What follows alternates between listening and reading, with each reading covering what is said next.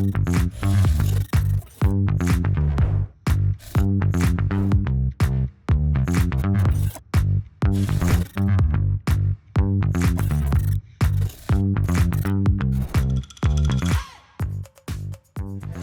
guys, Alex Newman here for the New American. We are at the COP30 in Belém, and we are with Sam Cho. He's a commissioner for the Port of Seattle. Sam, thank you very much for being with us. Thanks for having me. Appreciate it. So you just gave some really interesting remarks here on this panel. You talked about how certain ports in other parts of the country, like Houston and in Georgia, are undercutting some of the ports on the West Coast by failing to bring in the sustainability measures and stuff. And you talked about how a national policy might be helpful. Can you expand on that a little bit? Yeah, so I think it's important that sustainability goals don't come at the expense of competitiveness, right? And so because sustainability costs money, oftentimes the funds that are required to get to net zero come from the customers, right? You pass those costs on to the customers, just like tariffs, right? And so it makes our ports more expensive to do business with. It might cost $50 to $100 more to move a box through our port or gateway because we're investing in that sustainability. When you have other ports that aren't taking the same measures or making the same investments, we are at a competitive disadvantage from a business standpoint.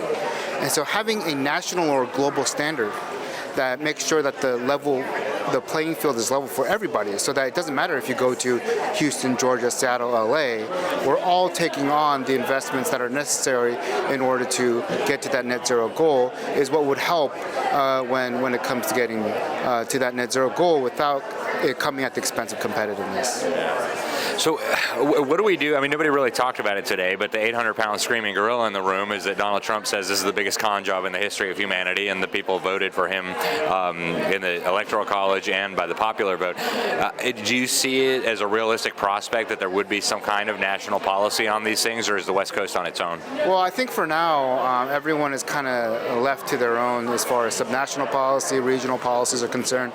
I can foresee a future where once this administration is ended, a future administration does take this back up and takes up the mantle and tries to push it, right? I think the Biden administration was pretty aggressive when it came to some of these things. And, you know, the thing about politics is the pendulum always swings back and forth, right? And we have things like the Inflation Reduction Act and all these other bills that did at one point fund all these projects. And so I am hopeful that in the future, the electorate will swing back the other way and that we'll see something a little more national and or that federal funding come back. Yeah. So on that subject, the AP NORC Center for Public Affairs Research did a poll, I think a year ago, and they found that most Americans don't even believe that man-made climate change is real, and they found that less than 1 in 3 was willing to pay a single additional dollar on their electric bill to deal with climate change. How do we tackle that? I mean, America's kind of an outlier on that front, but can that be addressed, and how should it be addressed? Well, I think part of the narrative that's missing when it comes to sustainability and addressing climate change is actually the economic impact. Right? The fact that it creates jobs, right? That factory worker in Detroit that used to work on cars could potentially be retrained to work on other things like solar panels or at a small modular reactor facility, right? And so the idea that this is the fourth industrial revolution and that there's a whole other category of jobs that can be created as a result of all these new jobs that are being created in the Green New Deal and all these other fields that weren't even contemplated 20, 30 years ago is part of the narrative that's missing, right? I think for those Americans or people who are skeptical of the actual man-made climate change argument, I would implore them to look at the actual economic argument that, you know, this is good. You're not a coal miner anymore, but you could be doing X, Y, and Z in the sustainability space as an alternative, right? So I think that's part of the narrative we really need to embrace and talk a little more about. Fantastic. And broadly speaking, what do you think about the COP30 so far? I mean, obviously the American government didn't even send a delegation, but and most of the media in America is not talking about it. What's your sense of this summit? Is it coming up with useful solutions? Yeah, well, this is my second COP. I was at COP27 in Sharm el-Sheikh, Egypt, and a very similar vibe, obviously, with a lower American federal government presence. But you know, there's a saying in politics: all politics is local, and at the end of the day, all sustainability projects are local as well.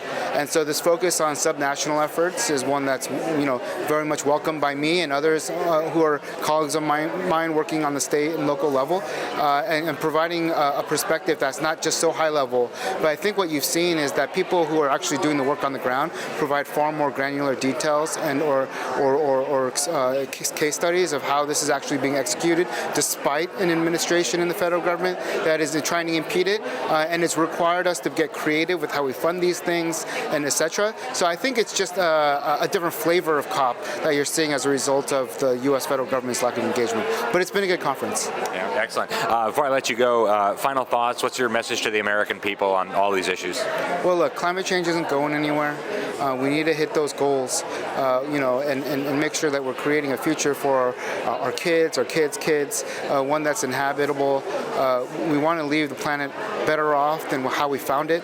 And so conferences like these, but also conferences around the world that continue to tackle the big questions around how do we get to net zero, how do we reduce by 2 degrees Celsius, those are all important, and that, again, there are other benefits other than just investing in, sustainability, but also economic investments and the multiplier effect of the economic benefits that we should all be paying attention to. So we got to just keep fighting the good fight, and eventually we'll take the narrative back. Very good. Sam Cho, Commissioner with the Port of Seattle, thank you very much. Thank you. Appreciate it. Thanks, guys. We'll be back with more.